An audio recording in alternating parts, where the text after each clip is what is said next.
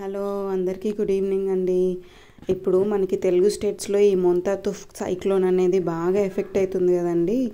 అసలు మాకైతే బాపట్ల జిల్లా అండి మాది, చాలా దారుణంగా వస్తుందండి. అసలు హెవీ విండ్స్, కాన్స్టెంట్ రెయిన్, అసలు గాలులు అయితే బాబోయ్ చాలా భయంకరంగా వస్తున్నాయండి. ఆఫ్టర్నూన్ నుంచి అయితే ఇంకా ఎక్కువైపోయినాయండి. నేను ఒక మంచి మాటలాగా చెప్దామని ఈ వీడియో తీస్తున్నా అండి.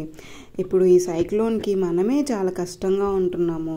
అలాంటిది పాపం స్ట్రే యానిమల్స్, ఇట్లా నోరు లేనివి చాలా ఇబ్బంది పడుతూ ఉంటాయండి.